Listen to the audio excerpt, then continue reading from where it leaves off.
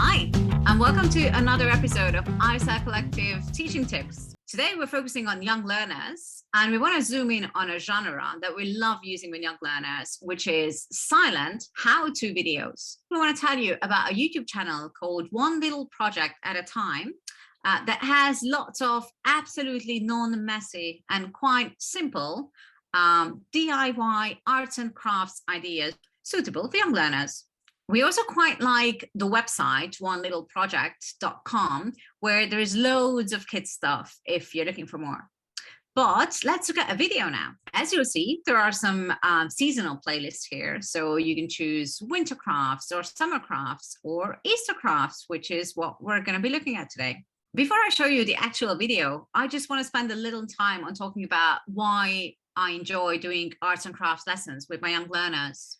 For starters, it's always a nice change from language-heavy lessons. It provides a multi-sensory experience that kids usually respond to well. I love that there is something meaningful, something connected to real life that you're engaging with. And this often also means that the kids get more involved emotionally as well. In a way, you can look at arts and crafts as like an opportunity to bring in multiple intelligences. So think of the young learner you have who is maybe not that good at English.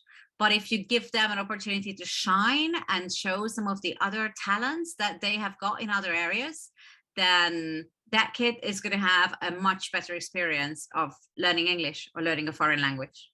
Okay, so let's see what we have for you today. This is a screenshot from early on in the video, and I might even use this with my students to generate interest at the beginning. What is it that we're going to watch? What do you think they're going to make, considering it's Easter and what you know about Easter? So activating background knowledge, again, is really important. And I'll show you what the egg looks like at the end of the video. Let's take a look.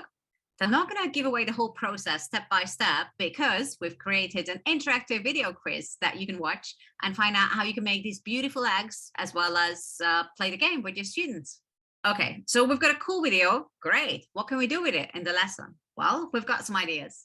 You can always go down the kind of traditional route and say, okay, so this video shows how you make something where you have to put certain things in order to create these wonderful Easter eggs.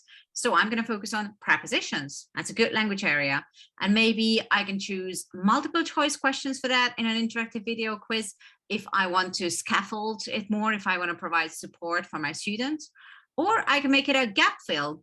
And that way it's going to be more challenging for the students because they need to think of the preposition that's missing. You could also do correct the wrong word, which is another question type that we have at arrs Collective and I love. So you have lots of options.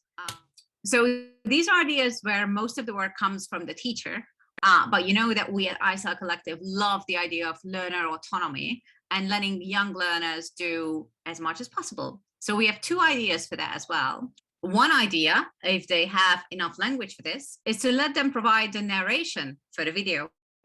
There are different ways that you can do this. I think my favorite version is dividing the video up into maybe 20-second chunks, assigning each chunk to a different pair or group of students, giving them lots of time and help in preparation so they have the right language when they perform or record the narration for other students to see. And then you can either do a joint live performance in a classroom, which is fantastic, where you play the video and students take turns coming up and narrating it. Or you can get the students to record the audio and you can do a little bit of editing and then you end up with this wonderful, again, joint finished product that is just great for group dynamics and students' motivation in general. So one thing students can do is provide the narration. Another thing they can do is they can do it themselves. So after you've worked on this project, if you're interested in it, students can bring in other ideas for DIY projects that they would like the class to do. And again, this can either take the form of a video. You could get your students, put them into groups and give them the task of creating a video about another arts and crafts project.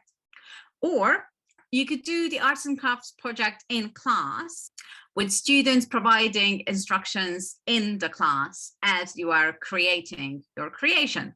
If you choose the letter, I find it important to make sure that there is a reason for students to communicate in English.